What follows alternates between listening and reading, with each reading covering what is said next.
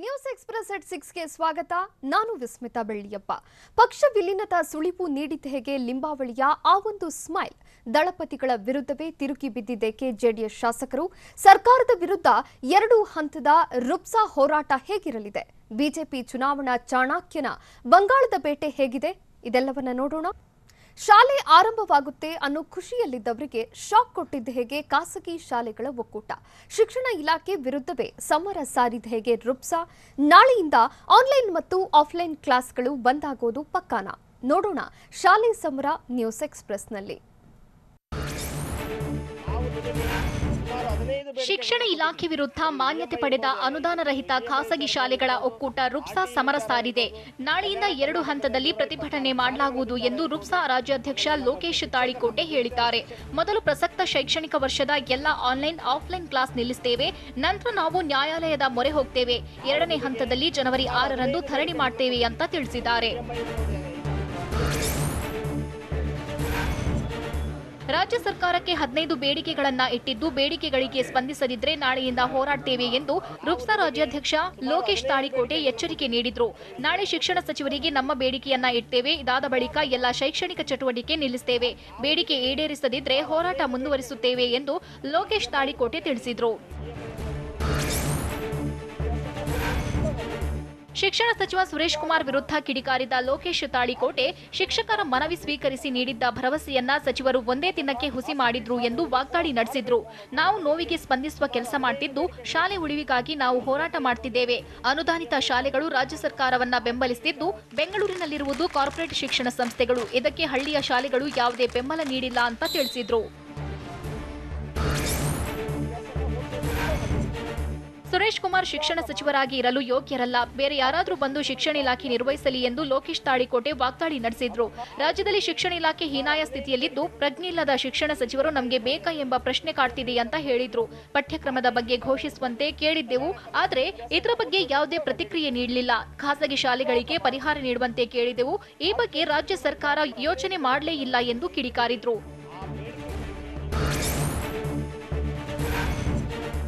ಶಾಲೆಗಳ ಆರಂಭಕ್ಕೆ ಸರ್ಕಾರ ಗ್ರೀನ್ ಸಿಗ್ನಲ್ ತೋರಿಸಿದ್ರೆ, ರುಪ್ಸಾ ಶಾಲೆಗಳ ಆರಂಭಕ್ಕೆ ರೆಡ್ ಸಿಗ್ನಲ್ ತೋರಿಸಿದೆ.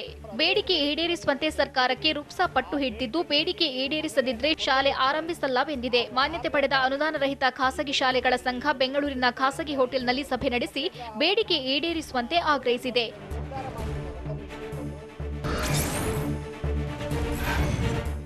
ಖಾಸಗಿ ಶಾಲೆಗಳ ಒಕ್ಕೂಟದ ನಡುವೆಯೇ ಭಿನ್ನಾಭಿಪ್ರಾಯ ಮೂಡಿದೆ. ಆನ್ಲೈನ್ ಆಫ್ಲೈನ್ ತರಗತಿ ಬಂದ್ ಮಾಡಲು ರುಪ್ಸಾ ನಿರ್ಧರಿಸಿದೆ. ಆದರೆ ನಾಳೆ ನಾವು ಆನ್ಲೈನ್ ತರಗತಿಗಳನ್ನ ಬಂದ್ ಮಾಡಲ್ಲ ಎಂದು ಕ್ಯಾಂಪ್ಸ್ ಕಾರ್ಯದರ್ಶಿ ಶಶಿಕುಮಾರ್ ಹೇಳಿದ್ದಾರೆ. ಶಿಕ್ಷಣ ಇಲಾಖೆ ಭರವಸೆ ನೀಡಿರೋದ್ರಿಂದ ಯಾವುದೇ ಕಾರಣಕ್ಕೂ ಆನ್ಲೈನ್ ಕ್ಲಾಸ್ ಸ್ಥಗಿತ ಮಾಡಲ್ಲ ಅಂತ ತಿಳಿಸಿದ್ದಾರೆ.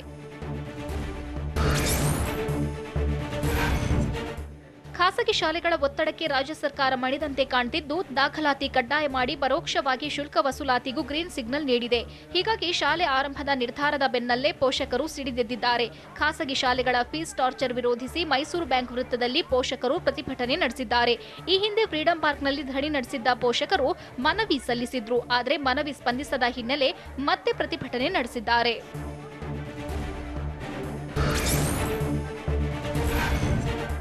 ಖಾಸಗಿ ಶಾಲೆಗಳ ವಿರುದ್ಧ ಪೋಷಕರ ಕಿಚ್ಚು ಸ್ಫೋಟಗೊಂಡಿದೆ. ಫೀಸ್ ಟಾರ್ಚರ್ ವಿರುದ್ಧ ಸಿಡಿದೆದ್ದ ಪೋಷಕರು ಮೈಸೂರು ಬ್ಯಾಂಕ್ ಸರ್ಕಲ್ ಬಳಿ ಪ್ರತಿಭಟನೆ ನಡೆಸಿದ್ರು.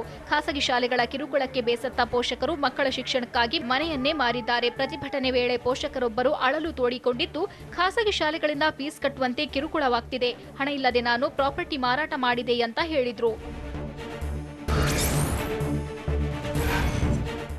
ಜನವರಿ 1ರಿಂದಲೇ ವಿದ್ಯಾಗಮ ತರಗತಿಗಳು ಆರಂಭವಾಗ್ತಿದ್ದು, ವಿದ್ಯಾಗಮ ಪಾಠಕ್ಕೂ ರಾಜ್ಯ ಸರ್ಕಾರ ನಿಯಮ ಪ್ರಕಟಿಸಿದೆ. ಒಬ್ಬ ವಿದ್ಯಾರ್ಥಿಗೆ ವಾರದಲ್ಲಿ 3 ದಿನ ಮಾತ್ರ ತರಗತಿ ಇರಲಿದ್ದು, 3 ಶಿಫ್ಟ್ ರೀತಿಯಲ್ಲಿ ವಿದ್ಯಾಗಮ ಕ್ಲಾಸ್ ನಡೆಯಬೇಕಿದೆ. ದಿನಕ್ಕೆ 3 ಗಂಟೆ ಮಾತ್ರ ವಿದ್ಯಾಗಮ ತರಗತಿ ನಡೆಸಲು ಸೂಚನೆ ನೀಡಿದ್ದು, ವಿದ್ಯಾಗಮಕ್ಕೆ ಬರುವ ಮಕ್ಕಳಿಗೆ ಊಟ ವಿತರಣೆ ಮಾಡುವಂತಿಲ್ಲ.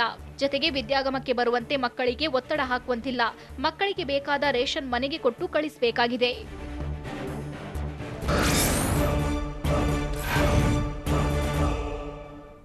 ರಾಜ್ಯದ ಪ್ರಾದೇಶಿಕ ಪಕ್ಷ ಜೆಡಿಎಸ್ ಕೂಡ ಬಿಜೆಪಿ ಜೊತೆ ವಿಲೀನವಾಗುತ್ತಾ?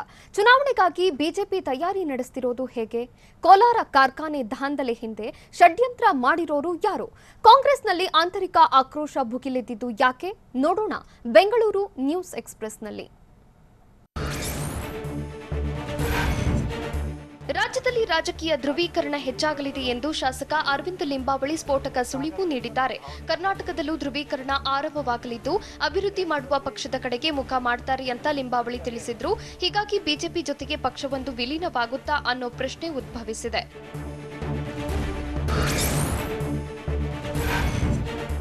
ರಾಜ್ಯದಲ್ಲಿ ರಾಜಕೀಯ ಧ್ರುವೀಕರಣ ಹೆಚ್ಚಾಗಲಿದೆ ಎಂದು ಅರವಿಂದ ಲಿಂಬಾವಳಿ ಹೇಳಿದ್ರೆ, ಶತ್ರುವಿನ ಶತ್ರು ಮಿತ್ರ ಎನ್ನುವುದು ರಾಜಕೀಯ ಪರಿಭಾಷೆ ಅಂತ ಹೇಳೋದ್ರ ಮೂಲಕ ಸಿಟಿ ರವಿ ಮತ್ತೊಂದು ಸುಳಿವು ನೀಡಿದ್ದಾರೆ. ಬಿಜೆಪಿಗೆ ಕಾಂಗ್ರೆಸ್ ಯಾವತ್ತೂ ಹತ್ತಿರವಾಗಿಲ್ಲ.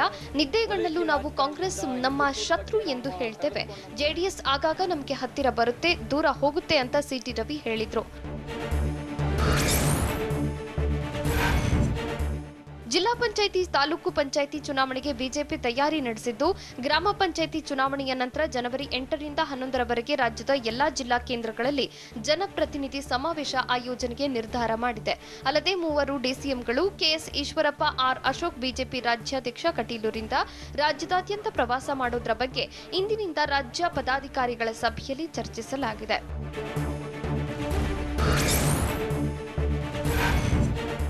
ಕೋಲಾರದ ವೆಸ್ಟ್ರಾನ್ ಕಂಪನಿಯಲ್ಲಿ ದಾಂಧಲೆ ಪ್ರಕರಣಕ್ಕೆ ಸಂಬಂಧಿಸಿದಂತೆ ಪ್ರತಿಕ್ರಿಯಿಸಿದ ಬಿಜೆಪಿ ರಾಷ್ಟ್ರೀಯ ಪ್ರಧಾನ ಕಾರ್ಯದರ್ಶಿ ಸಿಟಿ ರವಿ, ಸಹಜ ಆಕ್ರೋಶ ಬೇರೆ, ಉದ್ದೇಶಪೂರ್ವಕ ಹಾನಿ ಬೇರೆ ಅಂತ ತಿಳಿಸಿದ್ರು. ಕಂಪನಿಯಲ್ಲಿ 470 ಕೋಟಿ ರೂಪಾಯಿ ಮೌಲ್ಯದ ಸಾಮಗ್ರಿ ಹಾನಿಯಾಗಿದೆ. ಇದು ಸಹಜವಾಗಿ ಆಗಿಲ್ಲ, ಉದ್ದೇಶಪೂರ್ವಕ ಇರಬಹುದು. ಇದರ ಹಿಂದೆ ಷಡ್ಯಂತ್ರ ಇದೆ ಎಂದು ಅನುಮಾನ ವ್ಯಕ್ತಪಡಿಸಿದ್ರು.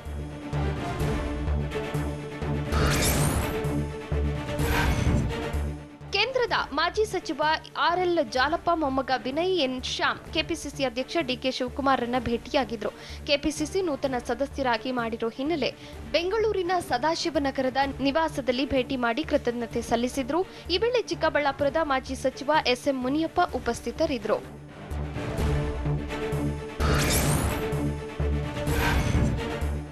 ರಾಜ್ಯ ಸರ್ಕಾರದ ಎಡಬಿಡಂಗಿ ನಿಲುವಿನಿಂದ ಗೊಂದಲ ಸೃಷ್ಟಿಯಾಗಿ ಖಾಸಗಿ ಶಾಲೆಗಳ ಫೀಸ್ ಟಾರ್ಚರ್ ವಿರೋಧಿಸಿ ಪೋಷಕರು ಪ್ರತಿಭಟನೆ ನಡೆಸಿದ್ದಾರೆ ಎಂದು ವಿಪಕ್ಷ ನಾಯಕ ಸಿದ್ದರಾಮಯ್ಯ ಮಾಧ್ಯಮ ಪ್ರಕಟಣೆಯಲ್ಲಿ ಆಕ್ರೋಶ ಹೊರಹಾಕಿದ್ರು. ಸರ್ಕಾರದ ನಿಲುವಿನಿಂದ ವಿದ್ಯಾರ್ಥಿಗಳು, ಪೋಷಕರು, ಶಾಲಾ ಆಡಳಿತ ಮಂಡಳಿ ಬೀದಿಗಿಳಿಯುವಂತಾಗಿದೆ. ರಾಜ್ಯದ ಶೈಕ್ಷಣಿಕ ಕ್ಷೇತ್ರದ ಬಿಕ್ಕಟ್ಟಿಗೆ ಸಿಎಂ ಬಿಎಸ್ವೈ, ಶಿಕ್ಷಣ ಸಚಿವ ಸುರೇಶ್ ಕುಮಾರ್ ನೇರ ಹೊಣೆಗಾರರು ಅಂತ ಆರೋಪಿಸಿದ್ದಾರೆ. ಕಾಂಗ್ರೆಸ್ನಲ್ಲಿ ಮತ್ತೆ ಆಂತರಿಕ ಅಸಮಾಧಾನ ಭುಗಿಲೆದ್ದಿದೆ. ಕೈನಾಯಕರ ಕೆಂಗಣ್ಣಿಗೆ ಸಿದ್ದರಾಮಯ್ಯ ಗುರಿಯಾಗಿದ್ದು, ಎಐಸಿಸಿ ವರಿಷ್ಠರಿಗೆ, ಹೈಕಮಾಂಡ್ ನಾಯಕರಿಗೆ ಮೌಖಿಕವಾಗಿ ದೂರು ನೀಡಿದ್ದಾರೆ. ಹಿರಿಯ ನಾಯಕರೆಲ್ಲ ತಮ್ಮ ತಮ್ಮ ಸೋಲಿಗೆ ಪಕ್ಷದ ಕಾರ್ಯಕರ್ತರು, ಮುಖಂಡರನ್ನೇ ಹೊಣೆ ಮಾಡ್ತಿದ್ದಾರೆ. ಗ್ರಾಮ ಪಂಚಾಯತ್ ಚುನಾವಣೆ ವೇಳೆ ಹಿರಿಯ ನಾಯಕರಿಂದ ಇಂಥ ಮಾತುಗಳು ಬೇಕಿರಲಿಲ್ಲ. ಇದರಿಂದ ಕಾರ್ಯಕರ್ತರ ಉತ್ಸಾಹ ಮತ್ತಷ್ಟು ಕುಗ್ಗುತ್ತಿದೆ ಎಂದು ಕಂಪ್ಲೇಂಟ್ ಕೊಟ್ಟಿದ್ದಾರೆ.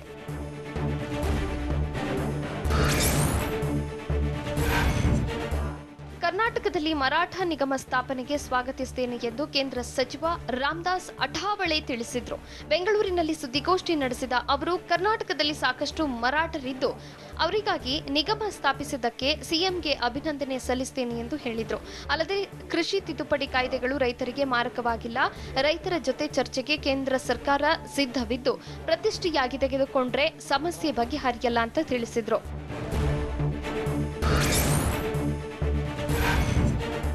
ರೈತರ ಪ್ರತಿಭಟನೆ ರಾಜಕೀಯ ತಿರುವು ಪಡೆದಿದ್ದು, ನಾವು ಈ ಕಾಯ್ದೆಗೆ ತಿದ್ದುಪಡಿ ಮಾಡಲು ಸಿದ್ಧರಿದ್ದೇವೆ. ಆದರೆ ಕಾಯ್ದೆಗಳನ್ನು ವಾಪಸ್ ಪಡೆಯೋದು ಸಾಧ್ಯವಿಲ್ಲ.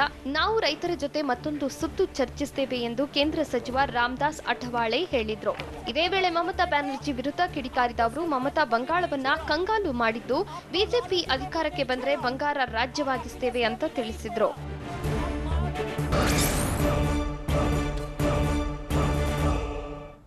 ಬಿಜೆಪಿ ಜೊತೆ ಜೆಡಿಎಸ್ ವಿಲೀನ ಸಾಧ್ಯವಿಲ್ಲ ಅಂತ ಹೇಳಿದ್ದು ಯಾರು? ದಳಪತಿಗಳ ನಿಲುವಿಗೆ ಬದ್ಧ ಅಂತ ಹೇಳಿದ ಶಾಸಕರುಗಳು ಯಾರು? ಎಂಎಲ್ಎ ವಿರುದ್ಧವೇ ಸ್ವಾಮೀಜಿ ಗರಂ ಆಗಿದ್ದೇಕೆ? ಅವಿರೋಧವಾಗಿ ಆಯ್ಕೆಯಾದ ಅಭ್ಯರ್ಥಿಗಳಿಗೆ ಸನ್ಮಾನ ನಡೆದ ಬಗ್ಗೆ ಹೇಗೆ? ನೋಡೋಣ ಸ್ಟೇಟ್ ಎಕ್ಸ್‌ಪ್ರೆಸ್‌ನಲ್ಲಿ. ಬಿಜೆಪಿ ಜೆಡಿಎಸ್ ಮಧ್ಯೆ ಹೊಂದಾಣಿಕೆಯಾಗಬಹುದು, ಆದರೆ ವಿಲೀನ ಸಾಧ್ಯವಿಲ್ಲ ಎಂದು ಜೆಡಿಎಸ್ ಶಾಸಕ ಜಿಟಿ ದೇವೇಗೌಡ ಹೇಳಿದರು.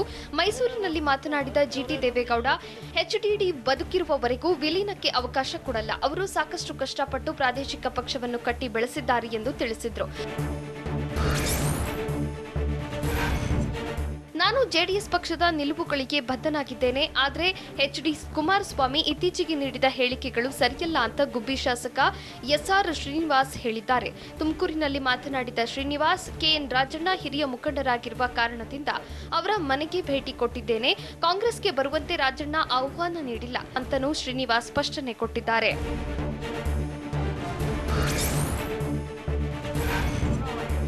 ಬಾಗಲಕೋಟೆ ಜಿಲ್ಲೆ ಹುನಗುಂದದ ಶಾಸಕ ದೊಡ್ಡನಗೌಡ ಪಾಟೀಲ್ ವಿರುದ್ಧ ಬಸವಜಯ ಮೃತ್ಯುಂಜಯ ಶ್ರೀಗಳು ಆಕ್ರೋಶ ವ್ಯಕ್ತಪಡಿಸಿದ್ದಾರೆ.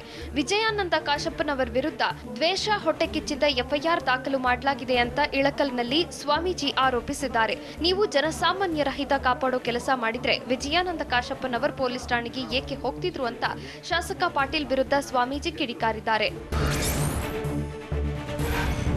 ಬೆಳಗಾವಿ ಜಿಲ್ಲೆ ರಾಮದುರ್ಗದಲ್ಲಿರುವ ಶಾಸಕ ಮಹದೇವಪ್ಪ ಯಾದವಾಡ ಕಚೇರಿಗೆ ದುಷ್ಕರ್ಮಿಗಳು ಕನ್ನ ಹಾಕಿದ್ದಾರೆ. ಬಿಜೆಪಿ ಶಾಸಕ ಯಾದವಾಡ ಕಚೇರಿ ಬೀಗ ಒಡೆದು ಒಳನುಗ್ಗಿರೋ ಖದೀಮರು ದಾಖಲೆ ಚೆಲ್ಲಾಪಿಲ್ಲಿ ಮಾಡಿದ್ದಾರೆ. ಕೆಲ ಅಮೂಲ್ಯ ವಸ್ತುಗಳನ್ನು ಕರೆದೊಯ್ದಿದ್ದಾರೆ. ಸಿಸಿ ಕ್ಯಾಮೆರಾದಲ್ಲಿ ಕಳ್ಳರ ಚಲನವಲನ ಸರಿಯಾಗಿದ್ದು ಸ್ಥಳಕ್ಕೆ ಪೊಲೀಸರು ಭೇಟಿ ನೀಡಿ ಪರಿಶೀಲನೆ ನಡೆಸಿದ್ದಾರೆ.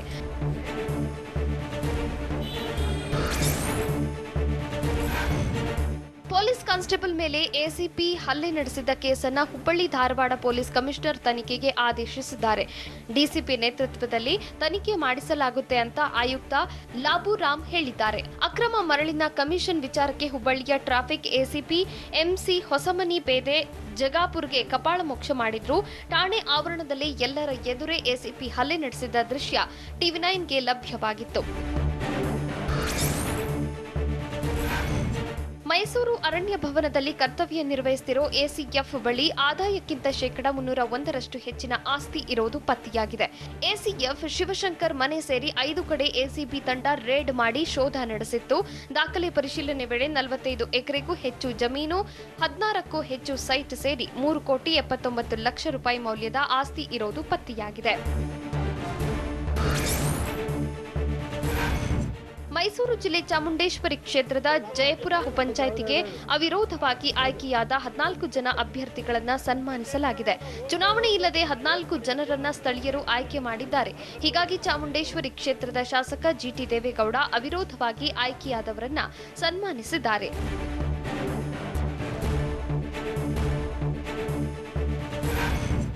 ಮೈಸೂರಿನ ಸಿದ್ದಲಿಂಗಪುರದ ಸುಬ್ರಹ್ಮಣ್ಯೇಶ್ವರ ದೇಗುಲದಲ್ಲಿ ಷಷ್ಠಿ ಪ್ರಯುಕ್ತ ವಿಶೇಷ ಪೂಜೆ ನೆರವೇರಿಸಲಾಯಿತು. ಆದರೆ ಕೊರೋನಾ ಕಾರಣದಿಂದಾಗಿ ಭಕ್ತರು ಸಾರ್ವಜನಿಕರ ಪ್ರವೇಶವನ್ನ ನಿರ್ಬಂಧಿಸಲಾಗಿತ್ತು.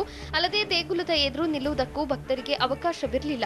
ಹೀಗಾಗಿ ಭಕ್ತರು ಹೊರಗೆ ಕೈಮುಗಿದು ನಮಸ್ಕರಿಸಿ ತೆರಳಿದ್ರು. ಷಷ್ಠಿ ಅಂಗವಾಗಿ ಪ್ರತಿ ವರ್ಷ ಸಾವಿರಾರು ಭಕ್ತರು ದೇಗುಲಕ್ಕೆ ಆಗಮಿಸಿ ಪೂಜೆ ಸಲ್ಲಿಸುತ್ತಿದ್ರು.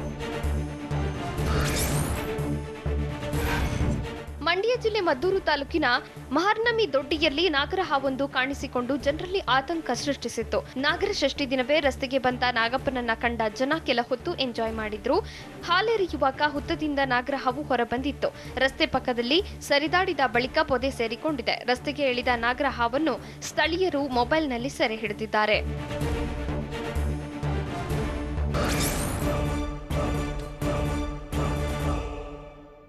ಬಿಜೆಪಿ ಜೊತೆ ಜೆಡಿಎಸ್ ನಿಜಕ್ಕೂ ಹೊಂದಾಣಿಕೆ ಬಗ್ಗೆ ಚರ್ಚೆಯಾಗ್ತಿದ್ಯಾ? ಸಭಾಪತಿ ವಿಚಾರದಲ್ಲಿ ದಳಪತಿಗಳು ಮತ್ತು ಕಮಲ ಪಡೆ ಮಾಡ್ತಿರೋ ರಣತಂತ್ರವಾದ್ರೂ ಏನು? ಅಭ್ಯರ್ಥಿಗಳಿಗೆ ಗೊತ್ತಿಲ್ಲದಂತೆ ಅಪರಿಚಿತನೇ ನಾಮಪತ್ರ ವಾಪಸ್ ಪಡೆದಿದ್ದು ಹೇಗೆ? ನೋಡೋಣ ಸಮಗ್ರ ಕರ್ನಾಟಕ ನ್ಯೂಸ್ ಎಕ್ಸ್‌ಪ್ರೆಸ್‌ನಲ್ಲಿ. ಮಾಜಿ ಸಿಎಂ ಎಚ್.ಡಿ. ಕುಮಾರಸ್ವಾಮಿ ಬಿಜೆಪಿ ಜೊತೆ ವಿಲೀನದ ಮಾತುಕತೆ ನಡೆಸುತ್ತಿದ್ದಾರಾ ಅನ್ನೋ ಅನುಮಾನ ಮೂಡಿದೆ. ಈ ಬಗ್ಗೆ ಟಿವಿ9ಗೆ ಎಂಎಲ್ಸಿ ಬಸವರಾಜ ಹೊರಟ್ಟಿ ಸ್ಫೋಟಕ ಹೇಳಿಕೆ ನೀಡಿದ್ದು, ಸೀಟ್ ಶೇರಿಂಗ್ ಸರ್ಕಾರದ ಜೊತೆಯಾಗುವ ಚರ್ಚೆ ನಡೆದಿದೆ ಅಂತ ಹೇಳಿದ್ದಾರೆ. ಎಚ್.ಡಿ. ಕುಮಾರಸ್ವಾಮಿಯವರು ಈ ಬಗ್ಗೆ ಚರ್ಚೆ ನಡೆಸುತ್ತಿದ್ದು, ನಮ್ಮ ಮುಂದೆ ಈ ವಿಷಯ ಇಟ್ರೆ ಅಭಿಪ್ರಾಯ ತಿಳಿಸ್ತೇವೆ ಎಂದು ಹೇಳಿದ್ರು. ಹೀಗಾಗಿ ಜೆಡಿಎಸ್ ಬಿಜೆಪಿ ವಿಲೀನ ಸುದ್ದಿ ಮತ್ತಷ್ಟು ಗಟ್ಟಿಯಾಗಿದೆ. ಬಿಜೆಪಿ ಜೊತೆ ಜೆಡಿಎಸ್ ಹೊಂದಾಣಿಕೆ ಬಗ್ಗೆ ಚರ್ಚೆ ನಡೆದಿದೆ ಎಂದು ಟಿವಿ9ಗೆ ಜೆಡಿಎಸ್ ನಾಯಕ ಬಸವರಾಜ ಹೊರಟ್ಟಿ ಪ್ರತಿಕ್ರಿಯೆ ನೀಡಿದರು. ಬಿಜೆಪಿ ಜೊತೆ ಹೊಂದಾಣಿಕೆ ಬಗ್ಗೆ ನನ್ನ ಜೊತೆ ಜೆಡಿಎಲ್ಪಿ ನಾಯಕ ಎಚ್.ಡಿ. ಕುಮಾರಸ್ವಾಮಿ ಚರ್ಚಿಸಿದ್ದಾರೆ. ಹೀಗಾಗಿ ಬಿಜೆಪಿ ವರಿಷ್ಠರ ಜೊತೆ ಎಚ್ಡಿಕೆ ಸೂಚ್ಯವಾಗಿ ಚರ್ಚಿಸಬಹುದು. ಈ ಹಿಂದೆ ಬಿಜೆಪಿ ಜೊತೆ ಸೇರಿ 2020 ಸರ್ಕಾರ ನಡೆಸಿದ್ದೆವು. ಆ ಸಂದರ್ಭದಲ್ಲಿ ಎಚ್ಡಿಡಿ ಮಾನಸಿಕವಾಗಿ ನೊಂದಿದ್ರು. ಈಗ ಬಿಜೆಪಿ ಜೊತೆ ಹೊಂದಾಣಿಕೆ ಬಗ್ಗೆ ಎಚ್ಡಿಡಿಗೆ ಗೊತ್ತಿಲ್ಲ ಅಂತ ಹೇಳಿದ್ರು.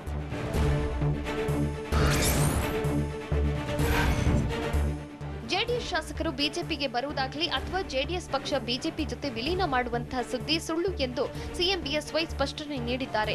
ಈ ಬಗ್ಗೆ ಪ್ರಕಟಣೆ ಹೊರಡಿಸಿರೋ ಸಿಎಂ ಕುಮಾರಸ್ವಾಮಿ ಪರಿಷತ್ ಸಭಾಪತಿ ವಿಚಾರದಲ್ಲಿ ನಮ್ಮ ಪಕ್ಷಕ್ಕೆ ಬೆಂಬಲ ನೀಡಿದ್ದು ಸರಿಯಷ್ಟೇ, ಆದರೆ ವಿಲೀನಗೊಳಿಸುವ ಯಾವುದೇ ಸಂದರ್ಭ ಇಲ್ಲ ಅಂತ ತಿಳಿಸಿದ್ದಾರೆ.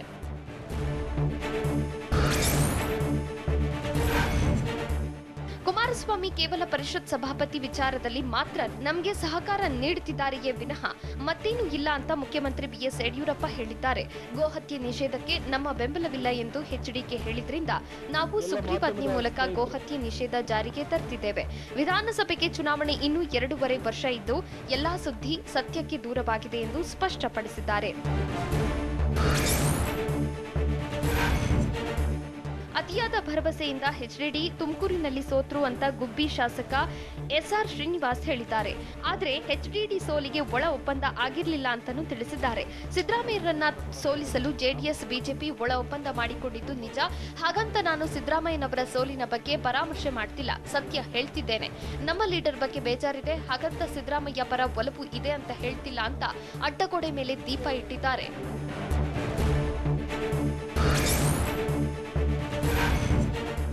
ವಚನ ಭ್ರಷ್ಟತೆ ಎಚ್ಡಿಕೆ ಕಾಲದಲ್ಲಿ ಆರಂಭವಾಯಿತು ಅಂತ ಮಾಜಿ ಶಾಸಕ ಕೆಎನ್ ರಾಜಣ್ಣ ತುಮಕೂರಿನಲ್ಲಿ ಹರಿಹಾಯ್ದಿದ್ದಾರೆ.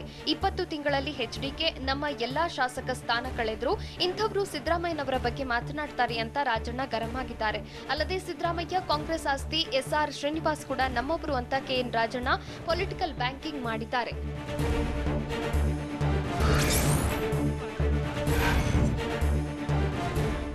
ಗ್ರಾಮ ಪಂಚಾಯಿತಿ ಅಭ್ಯರ್ಥಿ ಗಮನಕ್ಕೆ ತರದೆ ಅಪರಿಚಿತನೊಬ್ಬ ನಾಮಪತ್ರ ಹಿಂಪಡೆದಿದ್ದಾನೆ.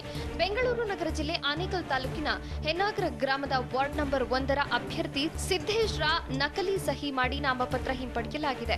ಹೀಗಾಗಿ ಹೆನ್ನಾಗರ ವಾರ್ಡ್ 1ರ ಚುನಾವಣೆ ರದ್ದುಗೊಳಿಸಲು ಆಗ್ರಹಿಸಿದ್ದು ಚುನಾವಣಾ ಅಧಿಕಾರಿಗೆ ದೂರು ಸಲ್ಲಿಸಲು ಸಿದ್ದೇಶ್ ಮುಂದಾಗಿದ್ದಾರೆ.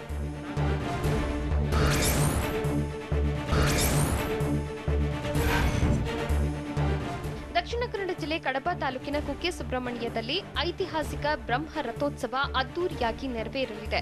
ದೇಗುಲದ ರಥಬೀದಿಯಲ್ಲಿ ಸಾಗಿದ ಬ್ರಹ್ಮ ರಥೋತ್ಸವವನ್ನ ಜಿಲ್ಲೆಯ ಜನರು ಎಳೆದು ಪುನೀತರಾದರು. ಕೋವಿಡ್ ಕಾರಣದಿಂದಾಗಿ ರಥೋತ್ಸವದಲ್ಲಿ ಭಾಗಿಯಾಗಲು ಜಿಲ್ಲೆಯ ಜನರಿಗೆ ಜಿಲ್ಲಾಡಳಿತ ಅವಕಾಶ ಕಲ್ಪಿಸಿತ್ತು. ಅಂತಾರಾಜ್ಯ ಮತ್ತು ಅಂತರ್ ಜಿಲ್ಲೆಯ ಭಕ್ತರನ್ನ ನಿರ್ಬಂಧಿಸಲಾಗಿತ್ತು.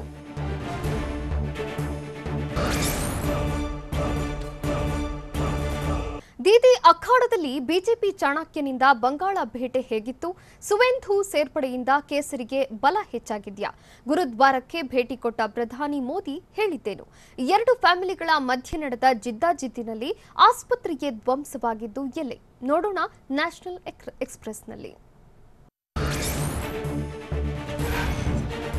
ಮುಂಬರುವ ಏಪ್ರಿಲ್ ಮೇ ತಿಂಗಳಲ್ಲಿ ನಡೆಯಲಿರುವ ಪಶ್ಚಿಮ ಬಂಗಾಳ ವಿಧಾನಸಭೆ ಚುನಾವಣೆಯನ್ನ ಪ್ರತಿಷ್ಠೆಯಾಗಿ ಪರಿಗಣಿಸಿರುವ ಕೇಂದ್ರ ಗೃಹ ಸಚಿವ ಅಮಿತ್ ಶಾ 2 ದಿನಗಳ ಪಶ್ಚಿಮ ಬಂಗಾಳ ಪ್ರವಾಸ ಕೈಗೊಂಡಿದ್ದಾರೆ. 2ನೇ ದಿನವಾದ ಇಂದು ಬೋಲಾಪುರಗೆ ಆಗಮಿಸಿದ ಕೇಂದ್ರ ಗೃಹ ಸಚಿವ ಅಮಿತ್ ಶಾ ಬೃಹತ್ ರ್ಯಾಲಿ ನಡೆಸಿದ್ರು. ಹನುಮಾನ್ ಮಂದಿರದಿಂದ ಶುರುವಾದ ರ್ಯಾಲಿಯಲ್ಲಿ ಭಾರಿ ಪ್ರಮಾಣದಲ್ಲಿ ಬಿಜೆಪಿ ಕಾರ್ಯಕರ್ತರು ಸೇರಿದ್ರು.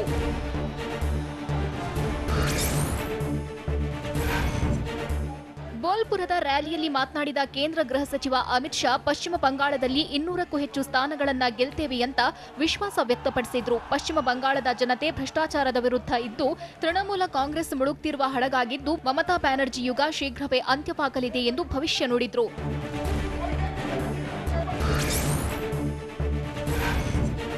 ಪಶ್ಚಿಮ ಬಂಗಾಳದಲ್ಲಿ ಚುನಾವಣಾ ಪ್ರಚಾರ ನಡೆಸುತ್ತಿರುವ ಕೇಂದ್ರ ಗೃಹ ಸಚಿವ ಅಮಿತ್ ಶಾ ಟಿವಿ9 ಭಾರತ್ ವರ್ಷಕ್ಕೆ ಸಂದರ್ಶನ ನೀಡಿದ್ದಾರೆ. ಕಳೆದ 6 ವರ್ಷದಿಂದ ಪಶ್ಚಿಮ ಬಂಗಾಳದಲ್ಲಿ ಪಕ್ಷ ಸಂಘಟನೆ ಮಾಡುತ್ತಿದ್ದು ಲಕ್ಷಾಂತರ ಕಾರ್ಯಕರ್ತರ ಪ್ರಯತ್ನದ ಫಲವಾಗಿ ಪಶ್ಚಿಮ ಬಂಗಾಳದ ಹಳ್ಳಿಗಳಿಗೂ ನಮ್ಮ ಪಕ್ಷ ತಲುಪಿದೆ. ಇದೇ ಕಾರಣದಿಂದ ಬಿಜೆಪಿ ಕಾರ್ಯಕರ್ತರ ಮೇಲೆ ದಾಳಿ ಮಾಡಿದ್ದಾರೆ ಎಂದು ಅಮಿತ್ ಶಾ ಆರೋಪಿಸಿದರು.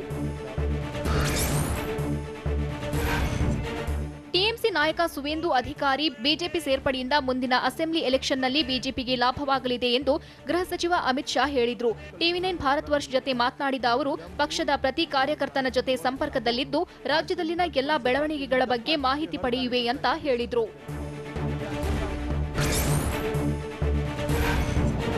ಹೈದರಾಬಾದ್ನಲ್ಲಿ ಕಾನೂನು ಮೀರಿ ಬೈಕ್ ವೀಲಿಂಗ್ ಮಾಡಿದ ಯುವಕರು ಖಾಕಿ ಬಲೆಗೆ ಬಿದ್ದಿದ್ದಾರೆ. ಬೈಕ್ ಡಿಸೈನ್ ಮಾಡಿಸಿದ್ದ ಯುವಕರು ಭಗಾಯತ್ ಲೇಔಟ್ನಲ್ಲಿ ಬೈಕ್ ವೀಲಿಂಗ್ ಮಾಡ್ತಿದ್ರು. 3 ಯುವಕರನ್ನ ಬಂಧಿಸಿರೋ ಪೊಲೀಸರು 2 ವಾಹನಗಳನ್ನ ಸೀಸ್ ಮಾಡಿದ್ದಾರೆ. ಈ ಬಗ್ಗೆ ಉಪ್ಪರ್ ಪೊಲೀಸ್ ಠಾಣೆಯಲ್ಲಿ ಪ್ರಕರಣ ದಾಖಲಾಗಿದೆ.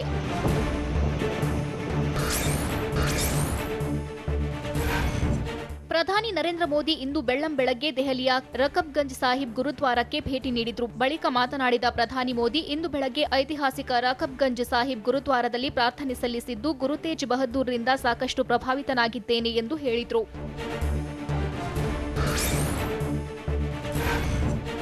ಹರಿಯಾಣದಲ್ಲಿ 2 ಕುಟುಂಬಗಳ ನಡುವೆ ಘರ್ಷಣೆ ನಡೆದಿದ್ದು ಆಸ್ಪತ್ರೆಯನ್ನ ಧ್ವಂಸ ಮಾಡಲಾಗಿದೆ. ಗುರುಗ್ರಾಮದ ಶ್ರೀ ಬಾಲಾಜಿ ಆಸ್ಪತ್ರೆಯಲ್ಲಿ ಘಟನೆ ನಡೆದಿದ್ದು ಗೂಡ್ಸ್ ಪಿಕಪ್ ವಾಹನವನ್ನ ಮೆಡಿಕಲ್ ಶಾಪ್ಗೆ ಗುದ್ದಲಾಗಿದೆ. ಘಟನೆಯಲ್ಲಿ ಹಲವು ವಾಹನಗಳು ಜಖಮಾಗಿದ್ದು ಎಲ್ಲಾ ದೃಶ್ಯಗಳು ಸಿಸಿಟಿವಿಯಲ್ಲಿ ದಾಖಲಾಗಿವೆ.